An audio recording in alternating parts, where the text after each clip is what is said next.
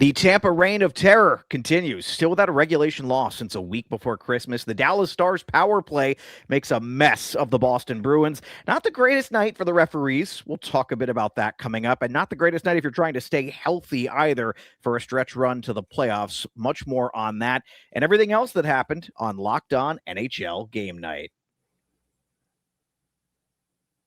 When that final horn sounds, you know it's time for Locked On NHL Game Night. All the post-game reactions to every game across the league, every single night, with insights only the hosts at Locked On can provide. Prepare to experience game day reactions like never before, only on Locked On NHL Game Night. Your team every day. To a roaring start here already, I see. Hello and welcome in, everybody, to Locked On NHL Game Night, part of the Locked On Podcast Network, the #1 sports podcast network. We're thrilled to have you with us. Like, subscribe, follow our shows on YouTube. Find it at your preferred podcasting platform, wherever it is and however it is you join us. We thank you and thank you for being here with us. I'm Alex Wiederspiel. I write about hockey for Yard Barker, and I hang here a couple of nights a week on Locked On NHL Game Night. I'm joined tonight by professional hockey play-by-play man TJ Shalott, who joined me for a bunch of Stanley Cup previews tonight, right? 6 games of East meets West. 6 games of East meets West. TJ, what's your favorite for being a Stanley Cup preview of these 8, or of these 6, I should say? That's a tough one. I guess Montreal, Minnesota, somehow the Habs sneak in. I don't know, Dallas, Boston. There's a couple of games that we talked about this off the air that on paper were supposed to be really good, and they just were not. No, they really weren't. Let's start with one of those that on paper had potential, but I think if you know what this game reminded me of, TJ? This actually kind of reminded me of that game between Chicago and Florida a little bit. The opening game of the season where Chicago was okay-ish in the first period, and they showed flashes of what could potentially make them good, and then Florida just totally ground them down and into dust in the second and third period in particular. That was tonight with Tampa and San Jose. The Lightning win this one 4-1 with 4 unanswered goals.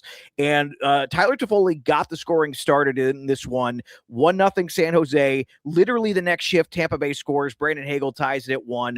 4 unanswered for the Lightning. And that really was the story of the night in this one. San Jose winds up out shooting Tampa, yet all the high danger stuff really felt like it belonged to Tampa in this one. Yeah, we talked about this as well. This seemed like one of those games to me anyway, where you have the veterans, you have the guys with the wisdom who've been there before, Tampa, going up against the upstart, the plucky San Jose Sharks. You know, they're having a great season. They're young. They've got a really bright future ahead of them. But tonight going up against, you know, the guys, the Brandon Hagels, the Jake Gensels, the Anthony Cirellis, the Andre Vasilevskis of the world, a little bit too much for them to handle. And even though they got on the board first, that was all the momentum they got in this one. Anthony Cirelli, worth noting, scored a goal in this one, his 13th of the season, also got hurt, didn't return. He limped off to the locker room. And at the time, I remember the play-by-play guys basically saying, like, that didn't look super serious. They thought he was just going to walk it off and come back, and he never came back. And John Cooper gave a pretty non-committal answer about his potential availability moving forward. So a storyline worth noting there. By the way, before we get to JD Young of Locked On San Jose Sharks, I just want to note the Tampa Bay goal scorers tonight. These are real anti-rebuild players.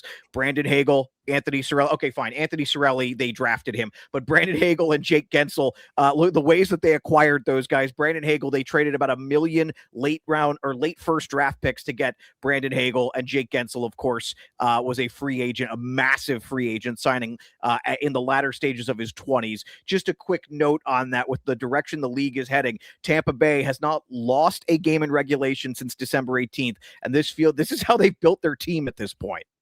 Yeah, for sure. And I mean, they're getting contributions from everyone. You know, Jake Gensel, I think, is a guy that flies under the radar with his 2 points here tonight. He's crossed over the half-century mark. He's trying to match what he did last year, where he was up in the 80s for Tampa Bay. He seems to have found a home there really nice. And this Tampa Bay team, you know, if they continue on this trend, they're going to be a force to be reckoned with. I wasn't so sure that they were necessarily going to be that team if, you know, we go back a month, and I'm sure we could play back some of the old pods and just kind of listen into my thoughts on Tampa Bay. I was not sold on them, but seeing what they're doing right now, every single one of those wheels is moving in the right direction. It doesn't matter if you're a young guy, if you're a veteran, although we're seeing a little bit more out of the veterans, but they're really stepping up and taking center stage in Tampa, and they are a force right now.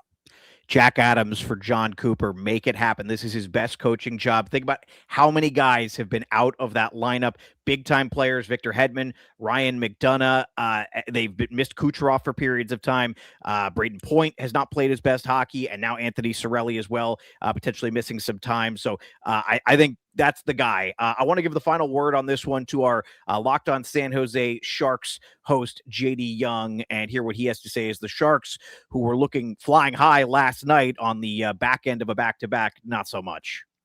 Costly errors are just too much to overcome for the San Jose Sharks as they fall 4-1 to the Tampa Bay Lightning. Sharks' second night of a back-to-back came out and played very well against Tampa in the first period, but beginning of the second period, two huge mistakes lead to Tampa Bay goals, and the Sharks just didn't have the energy just couldn't find that extra gear to try to come back in this game.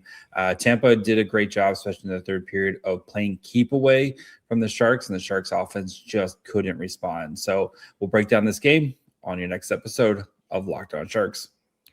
By the way, I said flying high. I probably should have said swimming speedily, which is what felt like the Sharks were doing, but not so much tonight. Macklin Celebrini held off the scoreboard, as were Michael Misa, Igor Chernyshov, it's going to kill me every time, line that we talked about last night. Let's jump over to the national TV game. We got to get this in, TJ, because again, I think at this point, I've just accepted if it's on TNT, it's going to be a nightmare of a game, apparently. Dallas-Boston, even at the start of the season, if they had picked this one, I would have been like, boy, I don't know about this. But the way Boston's been playing lately, I was thinking, yeah, this is great. Let's do this. And it wasn't a competition. Dallas just blew them out of the water. 6 goals before Boston even responds in this one. 2 power play goals in the first period for Dallas, including a really slick second one late in the first period by Maverick Bourque, where Jeremy Swayman made the initial save, and Dallas really stays hounding on the puck. Boston can't get it clear, and Bourque basically has what essentially is an open net to score that second goal. And that one felt like a backbreaker, and the back was already broken. They added 4 more, 2 in each period, before Boston would finally respond. 2 goals for Jason Robertson in this one. Felt like everybody had a multi-point night. The number 2 power play in the league, by the way, for Dallas, does the job. Miro Heiskanen, 3 assists. Jason Robertson, 2 goals. Rupe Hintz, 2 points. Maverick Bourque, 2 points. David Pastrnak does get his 40th assist. And I'm struggling with this name. Justin Hirkowian. I think I got that right. Ritzkowian. No? Justin Ritzkowian. Yeah, I remember him from Texas a couple of years ago. Not even gonna pretend that I caught his goal earlier tonight as I was bouncing around between game to game. And that's why, by the way, you should always ask the play-by-play guy first. For the pronunciation. Worth noting, though, he had a 2-goal night. He's been playing really well for Dallas in sort of this bit role. Another one of these Dallas successful development stories there. They constantly seem to find a way to plug and play guys when they need in the bottom 6 of their lineup. Jeremy Swayman gets chased in this one. Jake Ottinger stops 16 of 18. Those are all the finer points as Boston gets ground into a pulp. Your thoughts? It's funny. I was watching this game. It was 3-0. I flipped over to another game. Then I look over, and all of a sudden it's 6-0. And I'm kind of like, all right, let's go see what's going on. Flip back over to that game, and I'm like, all right, I'm not watching this. This is just it's manslaughter out there. I mean, it's awful. So I turn it off, and then I see later that Boston got 2, and I swear this was my thought was, good for them. Good for them in this one. I thought it was gonna be a 6-0 shutout with the way that they were playing, but they battled back with Geeky and Minton getting some goals there. But honestly, in this one, it's just a tale of a team that had a 6-game win streak in Boston that just ran out of gas. They ran into a higher power. I think Dallas was just fresh after playing last night and ready to go. They just looked so much sharper. They were faster. They were getting to the loose pucks in the corners a lot better. Their passing was crisper. Dallas just looked like they were ready to play this game. Boston just looked tired and a half step behind. Yeah. And Worth noting for the Bruins, I think, I've really been impressed with the job Marco Sturm has done this season, but this is a good reminder that Boston is still probably, after all the talent that they divested from last year at the trade deadline. Remember, this was the worst team in the NHL post-trade deadline, winds up picking 7th overall, and actually finished worse than that because they had some lotto unluck. They're still a little ways away, even with that combination, that trifecta of Pasternak, Swayman, and Charlie McAvoy. And this was a good example of why tonight. Yeah, and I think if you're a Boston fan, it's not something that you need to necessarily get hung up on. Look, your guys just won 6 in a row. It's the middle of January. We're coming up on the Olympic break.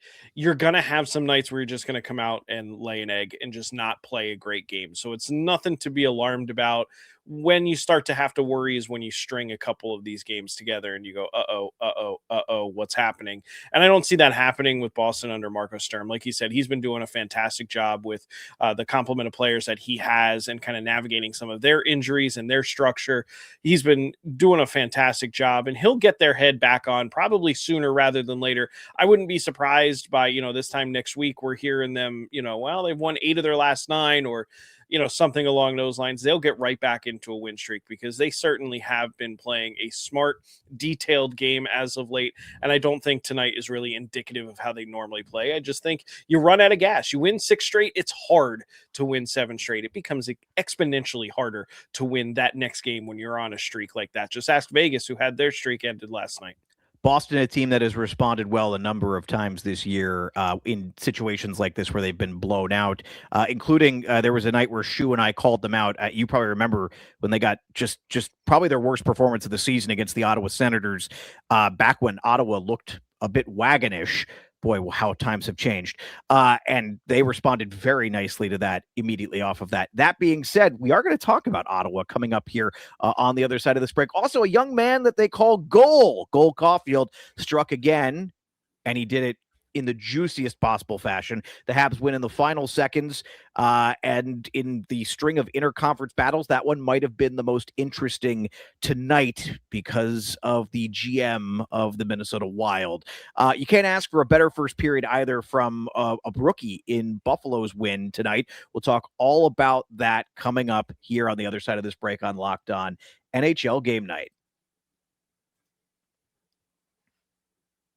There's nothing like being near the ice during hockey season. The speed, the hits, the atmosphere, it's unmatched. Watching at home is great, but being in the building is a completely different experience. Ideally on a night when I'm not working. The only thing that used to get in the way for me going to games was getting tickets. Long queues, endless screens, and prices changing at checkout. Probably my least favorite thing. That's why the Gametime app gives the advantage back to fans. It's the hack for unlocking amazing NHL tickets and experiences in just a few taps. Now, I pull up the Gametime app to check out upcoming NHL games. There's a Rangers Jackets game coming up in March that I'd really like to get to in Columbus. And I was surprised at how easy and how fast it was to find great seats. Fees are included throughout, so you'll know your total up front. There are no surprise fees at the end. The app is incredibly easy to use, whether it's browsing, the comparing section, buying tickets. It just takes a few minutes. Seeing NHL tickets available for as low as $25 always makes it easy to game plan, especially for me. If I'm going to be traveling to Columbus, I'm probably going to need a dog sitter for that night. And so that's nice to have a little compliment there that the tickets won't be the most expensive part of the evening. Take the guesswork out of buying NHL tickets with Gametime. Download the Gametime app, create an account, and use the code LOCKEDONNHL for $20 off your first purchase. Terms, of course, apply. Again, create an account and redeem code Locked On NHL for $20 off. All right, Montreal and Minnesota in action tonight. I did a kind of a double take when I heard this. Apparently, Montreal had lost 9 straight times to the Minnesota Wild.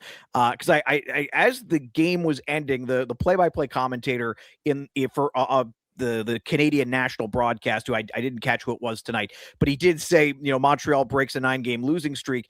And I didn't quite hear him say against Minnesota, or at least not the inflection in that way. And I was like, I think I would know if Montreal were on a 9-game, it was against the Wild, which is weird because, it's an intra-conference thing. But so Montreal ultimately in this one gets the win 4-3, and it in heroic fashion. Cole Caufield, 25th goal of the season with 15 seconds to go in this one. And it's really pretty sweet for it to occur against the GM of Team USA, who is also the GM of the Minnesota Wild, who is the reason Cole Caufield will, as of now, not be traveling to Italy. I want to give the first word on this one to Lauren Saba, who has some thoughts on the refereeing as well from Locked On Montreal Canadiens. Hi, everyone. I'm here to eat crow. I was so sure that the Montreal Canadiens were going to lose. I called it a scheduled loss for the Montreal Canadiens against the Minnesota Wild because, let's be honest, the Habs always seem to have trouble against the Minnesota Wild, but tonight was very, very different. The Habs were dominant from the moment the puck dropped all the way to the final whistle. The shot totals and the score were a lot closer than the game actually was. If you look at the underlying numbers, it was like the Minnesota Wild weren't even in that game at all. The Habs were also able to overcome some questionable penalty calls and still win the game. A real ball don't lie game. Cole Caufield deserves his flowers for that clutch goal with 15 seconds to go, but we cannot discount the work that Ivan Demidov did all night and the work that Leighton Hudson did all night. Both of those players being able to find you without even looking. Just an incredible game for the Montreal Canadiens. And once again, I was wrong. Well, I always love a good I was wrong. I'm big on accountability. I will also note, by the way, I didn't see the penalty that she was referring to live, and you sent it to me, and I almost did a double take. Like I can't believe they weren't throwing stuff onto the ice. And listen, officiating is a really hard job. I don't like getting on officials at any level. It's really difficult to do. That one was bad. Yeah, I even tweeted something out earlier, just that, I understand as an official, you have to stick to your call, right? You can't just flip flop because someone yells at you or it says, hey, that's not what happened. You can't go back and go, oh yeah, you know what? You're right. You can't do that. I understand that. But there has to be some times where it's so blatantly obvious when you can see it on the Jumbotron and you could just go, oh yeah, my bad. Like he went over, the stripes went over to Lane Hudson, who went into the box, who was called for this phantom trip, which never happened. He was at least a foot and a half away from the player who fell, and he apologized. And I'm just sitting there going, that doesn't help. If I'm Martin St. Louis, my team's down now. A guy for 2 minutes at best, this game is still the same way when he gets out of the box and we don't give up a power play goal. At that point, like somebody else on the ice has to get together and just go, hey man, I saw it too. It wasn't. Let's just, my bad. You know what I mean? And matters of opinion, hooks, trips, things like that, embellishments, which happened in the Jersey Edmonton game, which we'll get to later. Stick to your call. I get it. If you think that was a penalty, call it. But when something like this happens and you honestly make a mistake, fix it. Just fix it. I think everybody would respect them a little bit more if they do that. But at the end of the day, no harm, no foul, I guess. Montreal still comes away victors in this one. Philip Deneau got his first as a Canadian since coming over from LA, which was great to see in that one. Yeah, tough start to the season for Phil Deneau, who had something like 8 assists and no goals in 44 games, I want to say, so far this season. And I should have written it down. I think this was his 45th game, and he finally does get a goal for the Montreal Canadiens in this case. Brock Faber also scored. Vladimir Tarasenko with another 2-goal nights. That's back-to-back 2-goal nights for Vlad Tarasenko, including one on the power play. We know Minnesota is reeling right now. They've been battling a lot of injuries. Worth noting there that they are not fully healthy, and the healthier they get, the better we expect this to go. Let's head over to Buffalo and Nashville, where the Buffalo Sabres, what an announcement to the league. Consta Helenius with a 3-point first period in what was his second game as an NHL player. He's I think, 19-year-old kid. 2 primary assists on both of Noah Ostlund, by the way, another very talented young player and former Buffalo first-round pick. 2 Noah Ostlund goals, his 8th and 9th of the season. And then just for good measure, Helenius scores his first NHL goal to give Buffalo a 3-0 lead in the first period. It was 4-0 before the Predators would respond. And to Nashville's credit, they pull UC Saros, and the game changes a little bit. Justus Annunen stops 13 of 13, and the Predators start to work a little bit. Ryan O'Reilly, Philip Forsberg, they play pretty well in this one. Ryan O'Reilly scores twice. Philip Forsberg, I believe, had a 2-point or a 3-point night in this one.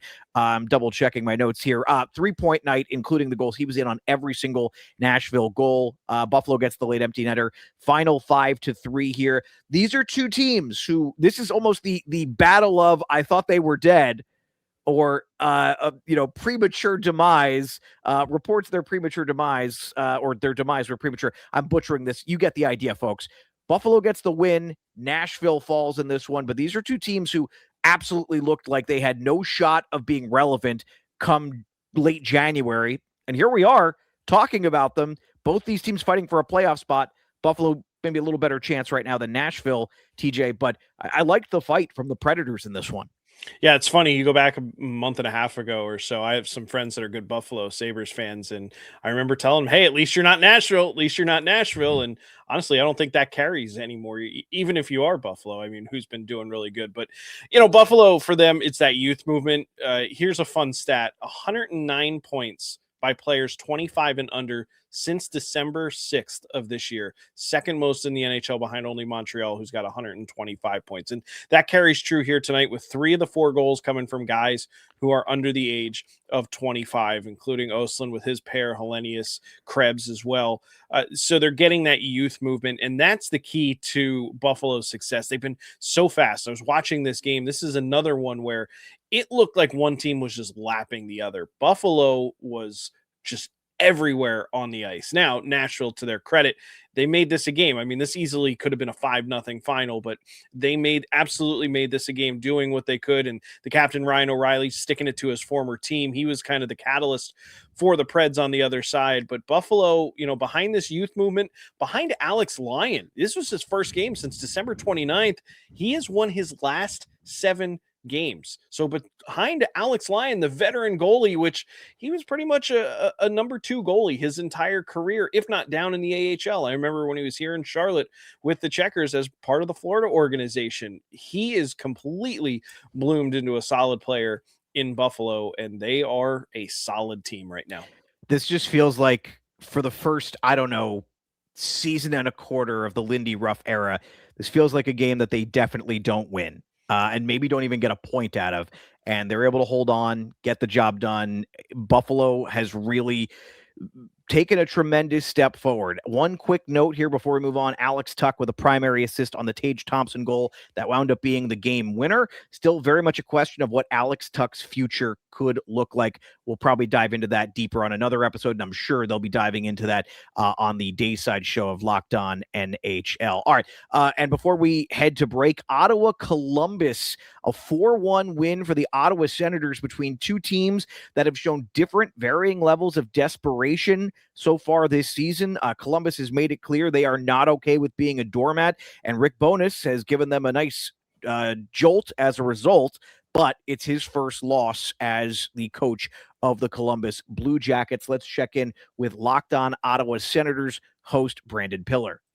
The Ottawa Senators win the battle in Columbus. I'm Brandon Pillar from the Locked On Senators podcast, and the Sens get the 4-1 win over the Blue Jackets. We only had to hear that cannon once, and that's because of the great play by James Reimer. 21 saves on 22 shots, a .955 save percentage. We haven't heard numbers like that from an Ottawa goaltender in quite a while. He earns his first win as an Ottawa Senator. And hey, a lot of credit to Ridley Gregg, goal and assist. Tim Stützle, goal and assist. Brady Tkachuk gets the empty netter to ice the game. And how about Tyler Kleven scoring his first goal of the season to open things up in this one? We're going to keep the vibes going all the way into the postcast, as it's going to be me and Martian. And of course, there'll be a new episode for you tomorrow morning, wherever you get your podcasts. It's the Locked On Senators podcast, your team every day.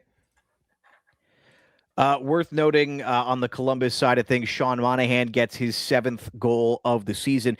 Been a tough stretch for Sean Monahan. Last year, there was a run of play for him where he looked not just like the Sean Monahan of old before he suffered every potential injury under the sun that derailed his career in Calgary in the first place. He looked better than that version of Sean Monahan.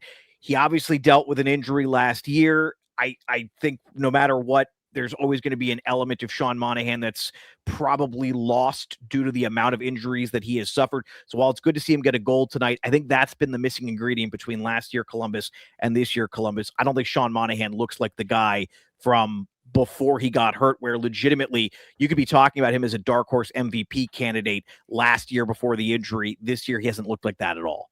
Yeah, he's a guy that you can't put that much on his shoulders anymore like you used to be able to do. He could cover up a lot of mistakes. He could kind of pick up the slack of his line mates when they were having some slow goes and things like that. Not so much anymore. The age, the wear and tear, it just kind of chips away at you. So for him, he's now a complementary piece. He's not the piece. So if I'm in Columbus, that's what I'm looking at. I'm trying to surround him by guys that are the piece and add in a Sean Monahan, and all of a sudden you can be a pretty deep team. On the other side for Ottawa, I have an interesting stat here for you. Second fewest in shots allowed in the NHL. They are fourth fewest in high danger shots, but they have given up the fourth most goals allowed. So if I'm Ottawa and I'm looking at the construction of my team, that goalie room needs to be reworked. Yes, and worth noting, Linus Ullmark did talk today, I believe it was to TSN, about his struggles with mental health and what has been going on with him. And kudos that was a really, really brave interview. If you haven't seen it, folks, you can go check it out. It's all over the socials and all over social media and YouTube and wherever. But that was a really good for him, especially with kind of the nonsense that's spewed from absolutely nowhere about Ottawa. But that being said, we'll take one final break, come back, and Jonathan Quick, probably his final ever trip to Los Angeles. How did that go for him tonight? And the New York Rangers plus the Devils and Edmonton go to battle. That might be the most likely Stanley Cup potential preview. And boy, it's been a battle of two disappointing teams for the most part this season. More on that coming up here on Locked On NHL Game Night.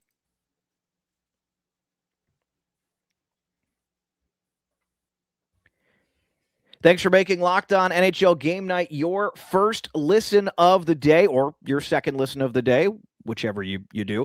And thanks for making Locked On the #1 sports podcast network. Now, if you haven't already, go check out the new Everydayer Club. It's an invite-only club, members-only Locked On Everydayer Club Discord server, which includes a group chat just for listeners of all of our shows that are participating in the Everydayer Club. So go check it out if you're a diehard. It is worth your time.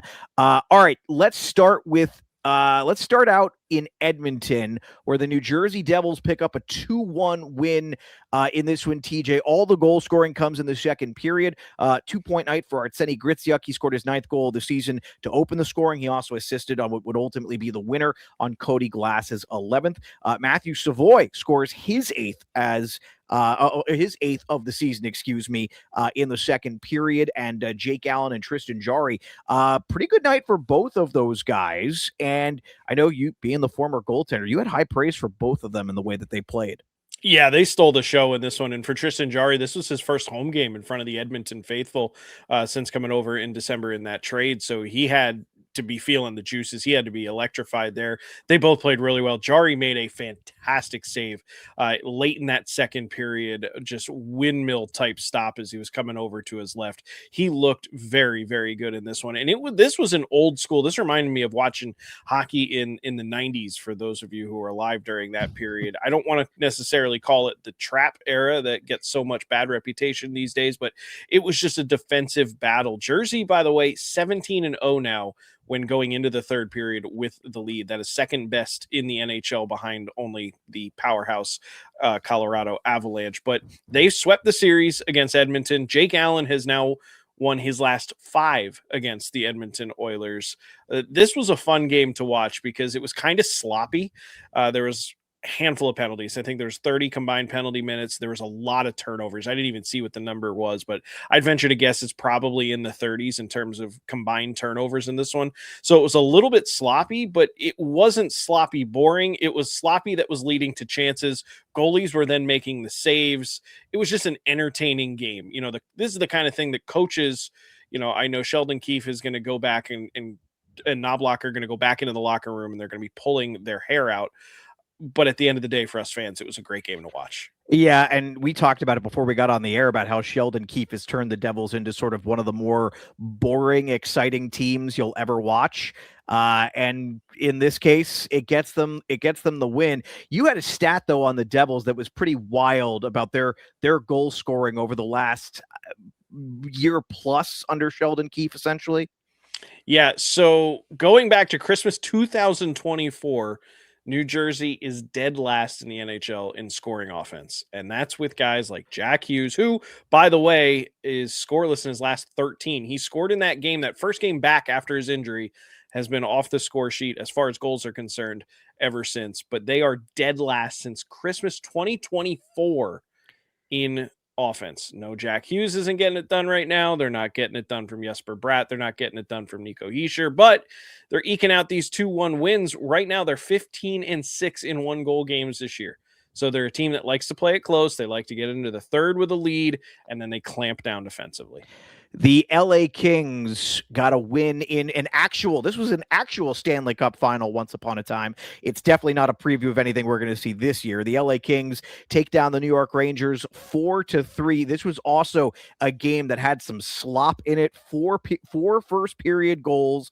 And we'll get into some of the analysis on that in just a moment. Let's give the first word on this one to our very own Eddie Garcia of Locked On NHL Game Night and Locked On LA Kings, who was there in person tonight. Well, the LA Kings get a much-needed 2 points here. They have been struggling of late, but were able to hold on for a 4-3 win over the New York Rangers. The Kings having a lot of trouble scoring goals of late, but they get 4 also from their third line. A pair of goals, Kevin Fiala and Andrei Kuzmenko. But one of the stories here, Anton Forsberg has to come in relief of goalie Darcy Kemper, who was injured in the first period late. Forsberg stops 28 of 29 shots to help the Kings get the win. Obviously concern about Darcy Kemper, but we'll have to wait and see what that injury is. But again, huge win for the LA Kings as they're battling for one of the final wildcard spots in the Western Conference.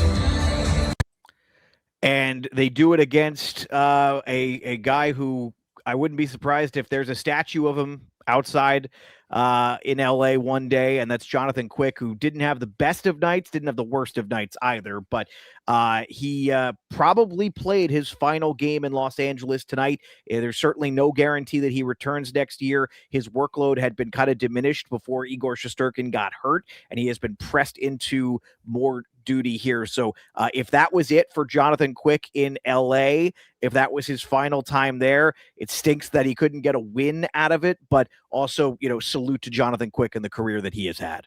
Yeah, I would imagine that, he got a warm ovation from the crowd there, even if it was mixed with a little bit of jeers. Just, I'm sure he wanted to get that victory here. And like you said, he didn't play bad. He didn't play fantastic. But, in these close 1-goal games, sometimes your goaltender needs to steal one for you. And he just wasn't up to the task to get that done. I mean, 23 of 27 is nothing to scoff at. But really, the attention has to go to the other blue paint and Darcy Kemper.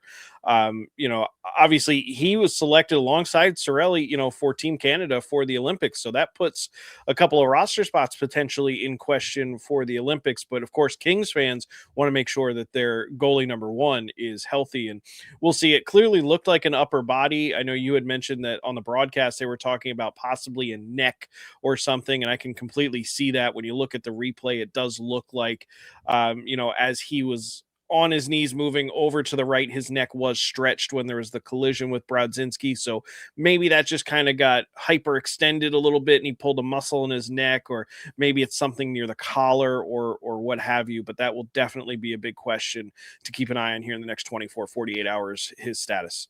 And again, the Rangers without both Igor Shesterkin and Adam Fox, those are their 2 best players. They continue to struggle. Still just a single win for the Rangers with those 2 out since they went out after the loss to Utah in overtime. I just wanted to note, though, JT Miller with his 4th consecutive multi-point game. He had a rough first shift, as did the basically 4 out of 5 players on that Rangers ice as Adrian Kempe scores a goal on what was a just complete and total busted coverage that led to a 3-on-2 that Jonathan Quick had no chance on.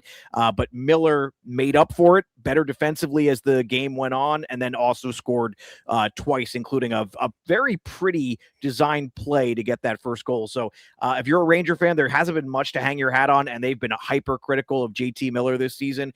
He's playing a little better. I still don't think he's healthy, but nonetheless, I do think he looks a little bit better. And Mika Zibanejad had another couple of points in this one. I don't think he assisted on both Miller goals, but the one he did assist on, that was his 19th point in 10 games in 2026. So the Rangers are starting to get the offense, but they don't have Igor. And that's been the challenge for the month of January. And we'll wrap with a game that, honestly, if you had asked me a year ago, or I guess 6 months ago, would this be our lead of the night? If you had given me this exact scenario, I would have guaranteed this would have been our lead of the night. And instead, it's in the basement. It's the rematch of the Miracle Playoff Series. Winnipeg, St. Louis, they came into tonight as teams number 30 and 31st in the NHL in points percentage. They will end that way as well, with Winnipeg getting the win. Winnipeg moves up to 30th in points percentage. St. Louis moves down to 31st in points percentage.